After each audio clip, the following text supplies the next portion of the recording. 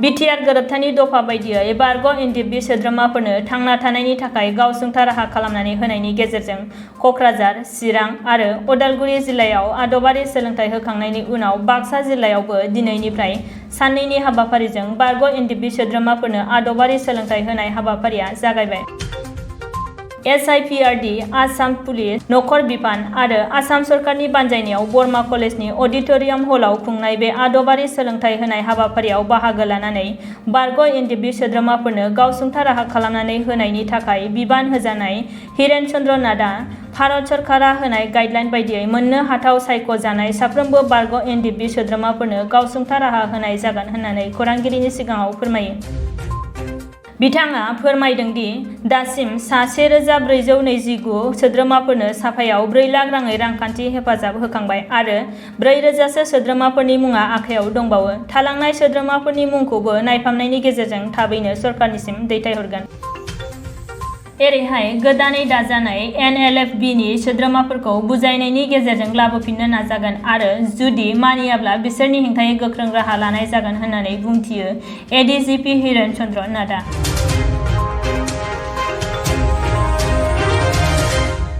आसलते आपनालोके जाने जे 2020 सनत जी बड़ो शांति चुक्ति स्वाक्षर হৈছিলে तार 9 नং दफात এটা আমাক দায়িত্ব দিয়া হৈছিলে যে যিসকল পূৰ্বৰ NDFBৰ সদস্য তেওঁলোকক খুব ভালদৰে ৰিহাবিলিটেশ্যন বা পুনৰ সংস্থাপন কৰিব লাগে আৰু সেইটোৰ কাৰণে গভৰ্ণমেণ্ট অফ ইণ্ডিয়াৰ স্পেচিফিক গাইডলাইন আছে যে প্ৰত্যেকজন এলিজিবল সদস্য স্ক্ৰিনিং কমিটিয়ে যাক মানে সিলেক্ট কৰিব সেই তেনেধৰণৰ সদস্যই মাহত 6,000 টকা আৰু 3 বছৰৰ পিছত 4 লাখ টকাৰ ফিক্সড ডিপজিট তেওঁলোকে দিয়া হ'ব যাতে তেওঁলোকে স্বনিয়োজনত নিজকে হেৰি কৰি আত্মনিয়োগ কৰি তেওঁলোকে পৰিয়ালটো পোহপাল দিব পাৰে বা অৰ্থনৈতিকভাৱে সবল হৈ এক অৰ্থবহভাৱে যাতে সমাজৰ লগত মিলি যাব পাৰে। তো এই উদ্দেশ্য আগত ৰাখি এই ট্ৰেইনিং কৰা হৈছে। ইতিমধ্যে আপোনালোকে জানে যে 1429 জন পূৰ্বৰ NDFB সদস্যক 4 লাখকৈ এককালীন ফিক্সড ডিপজিট দিয়া হৈছে। তেওঁলোকে ইতিমধ্যে পইচাটো পাইছে। 288 জনে ইতিমধ্যে আমি স্ক্ৰিনিং কমিটিয়ে কৰা হৈছে। বাকী আৰু প্ৰায় 4,000 সদস্যৰ নাম আমাৰ হাতত আছে। আমি এইকেইটা খুব বিতংভাৱে পুংখানুপুংখভাৱে পৰীক্ষা কৰি এই নামবোৰ পৰীক্ষা কৰি চৰকাৰলৈ পঠিয়াম আৰু মাননীয় মুখ্যমন্ত্ৰী মহোদয়ে আমাক এটা নিৰ্দেশ দিছে যে অহা ছেপ্টেম্বৰৰ ভিতৰত এই প্ৰক্ৰিয়াটো সম্পূৰ্ণ হ'ব লাগে। সেইখিনি আমি কৰি আছোঁ।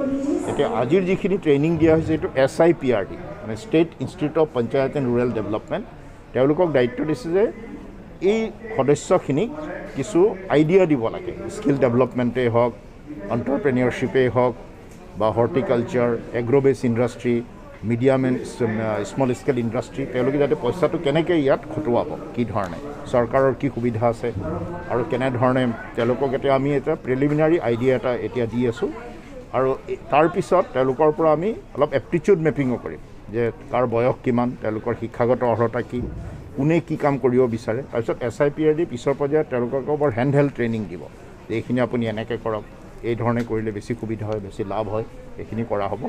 আৰু ইতিমধ্যে যোৱা 20 তাৰিখে কোকৰাঝাৰত আৰম্ভ হৈছে। আমি কোকৰাঝাৰত 2 দিন কৰিলোঁ তাৰপিছত ওদালগুৰিত 2 দিন কৰিলোঁ চিৰাঙত 2 দিন হৈছে এতিয়া বাক্সাত আজি আৰম্ভ হৈছে আজি আৰু কালি।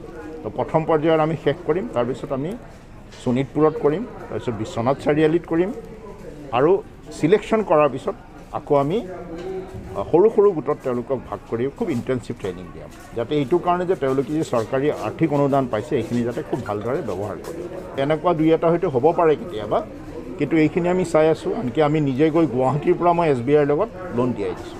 2-এটা ক'ৰবাত যদি হৈছে আমাৰ SP সকলে যোগাযোগত আছে মোৰ লগত লিডাৰবিলাকে যোগাযোগত আছে। সৰু ব্ৰাঞ্চ এটা হ'লে অলপ অসুবিধা পাব পাৰে তেনেকুৱা যদি হয় কিন্তু সেইখিনি আমি চাই আছোঁ। বহুত ল'ৰাক আমি গুৱাহাটীৰ পৰাই হেৰি দিছোঁ লোন দিয়াই দিছোঁ। এতিয়া প্ৰমোদ বৰাই যিটো কথা কৈ আছে যে নিযুক্তি দিব লাগে হয় এই ধৰণৰ কথা কিবা চিন্তা চৰ্চা কৰিছে নেকি? না সেইটো পিছৰ পৰ্যায়ত চিন্তা কৰা হ'ব। যিসকল এলিজিবল তেওঁলোকে নিশ্চিতভাৱে পাব এইটো পোৱাটো কোনো হেৰি নাই। এই 4 লাখ ল'ৰাই যি এই চৰকাৰী যিটো অনুদান পালে তেওঁ যদি বেলেগ এটা চাকৰিৰ কাৰণে উপযুক্ত হয় তে সেইটোও পাব। অকল সেইটোৱেই নহয় তেওঁ যদি যিবিলাক আমাৰ ফ্লেগশ্বিপ প্ৰগ্ৰেম আছে পভাৰ্টি এলিভিয়েশ্যনে হওক ইউথ ৱেলফেয়াৰ হয় তাতে যদি তেওঁ যদি ফিট হৈ যায়, তেওঁ উপযুক্ত হয়, তেওঁৰ যদি স্কিমটো একচেপ্ট কৰে তাতো তেওঁলোকে ল'ব পাৰে, তাত কোনো ধৰণৰ বাধা নাই। আৰু এইটোৰ আমাৰ চেষ্টা থাকিব। আৰু তাৰপিছত তেওঁলোকে পেৰামিলিটাৰী বা পুলিচতো ST কমিউনিটি মানে 29 বছৰলৈকে পুলিচত সুবিধা পায়। যিসকল উপযুক্ত তেওঁলোকে যদি পৰীক্ষা যেতিয়া হ'ব নিশ্চিতভাৱে তেওঁলোক তাৰ কাৰণে চিলেক্ট হ'ব। আহিছে এইটো খুব ভুল কাম কৰিছে, কিন্তু তেওঁলোক আমাৰে ব্ৰাদাৰ, আমি তেওঁলোকক ভালকৈ কৈছোঁ যে এইবিলাক কামত কোনো ধৰণৰ প্ৰশ্ৰয় দিব নালাগে। দুই এটা অলপ মানে গণ্ডগোলীয়া মানুহ থাকেই, আমি তেওঁলোকক কিদৰে বুজাই বঢ়াই আনিব লাগে সেইটো কথা ব্যৱস্থা আমি কৰি আছোঁ। আৰু তাৰপিছতো যদি নহয় তেতিয়াহ'লে আইনমত অত্যাধিক যিটো মানে ষ্ট্ৰিক্ট একশ্যন এইটো লোৱা হ'ব। যদি কথা নামানে তেতিয়া ষ্ট্ৰিক্ট একশ্যন ল'বলৈ তো ইতিমধ্যে আপোনালোকে দেখিছে কেইবাজনো ল'ৰা এনেকৈ এৰেষ্ট কৰা হৈছে। সেই ক্ষেত্ৰত আমি পিছুৱাকি নাথাকিম। তেওঁলোকক যি ধৰণৰ পৰামৰ্শ, সহায়, সাহচৰ্য যি লাগে আমি দিম, কিন্তু তাৰপিছত যদি আমাৰ কথা নামানি তেওঁলোকে আকৌ এটা, কাৰণ বড়োভূমিত কোনো এতিয়া অশান্তি নিবিচাৰে। ইমান বছৰৰ মূৰত শান্তিৰ প্ৰক্ৰিয়া আৰম্ভ হৈছে। আপুনি সাধাৰণ মানুহৰ লগত কথা পাতিলে তেওঁলোকেও চাব এইটো কথা কয়, কিন্তু এইটো নামানি যদি কোনোবাই আকৌ অস্ত্ৰৰ ফালে আগবাঢ়ে তেতিয়া তেওঁলোকৰ আইনমতে কঠোৰতম ব্যৱস্থা ল'ব।